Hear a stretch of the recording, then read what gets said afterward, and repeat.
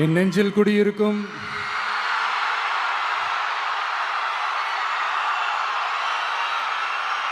கரூர் சொந்தங்கள்,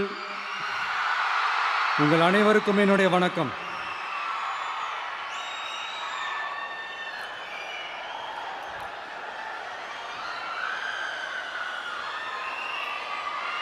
ஒரு மனுஷன் லைஃப்பில் எவ்வளோ பெரிய ஒரு உயரத்துக்கு போனாலும்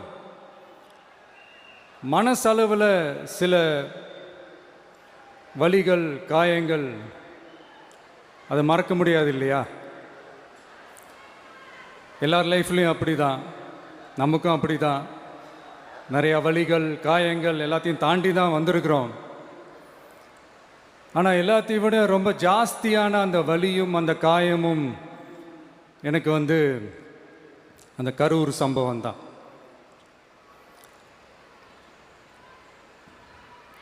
மக்களை சந்திக்கணும், மக்கள் பிரச்சனைகளை எடுத்து பேசணும். அதுக்காக தான் அந்த மக்கள் சந்திப்பு பயணத்தை தொடங்கி திருச்சி, அரியலூர், நாகப்பட்டினம், திருவாரூர், நாமக்கல், கரூர் அப்படின்னு சொல்லிட்டு போயிட்டுருந்தோம். அரியலூரில் அந்த மீட்டிங் முடிச்சுட்டு பெரம்பலூர் போகிறதுக்கு முன்னாடி அந்த பெரம்பலூர் போலீஸ் எங்களை அலர்ட் பண்ணாங்க. சரிங்க, கூட்டம் கொஞ்சம் ஜாஸ்தியாக இருக்குது, லேட் ஆகிடுச்சு, வராதிங்க அப்படின்ட்டு. So we had no choice. Police சொன்னால் நம்ம அதை ஒபே பண்ணி தானே ஆகணும். அதே நேரத்தில் பெரம்பலூர் மக்களோட அந்த சேஃப்டியும் மைண்டில் எடுத்துக்கிட்டு ஒரு மன வலியோடவே திரும்ப போயிட்டோம். அதுக்கப்புறம் பெரம்பலூர் தொகுதி மக்களுக்கு மன்னிப்பும் கேட்டோம்.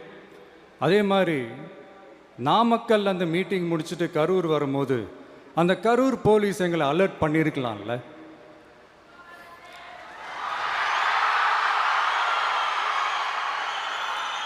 இல்லை சார், இங்கே எதிர்பார்த்ததை விட கொஞ்சம் கூட்டம் அதிகமாக இருக்குது, கண்ட்ரோல் பண்ண முடியல, வராதிங்க. அண்ட் போலீஸ் நினச்சா அவங்க அந்த மீட்டிங்கே கேன்சல் பண்ணலாம். ஏதோ தப்பாக இருக்குது, ஏதோ தப்பாக தோணுது அப்படின்னு நினச்சிட்டாலே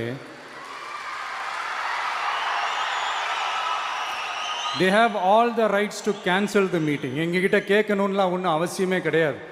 ஆனால் அதையெல்லாம் எதுவுமே செய்யாமல் அந்த ஹைவேல இருந்து அந்த ஸ்பாட்டுக்கு போலீஸே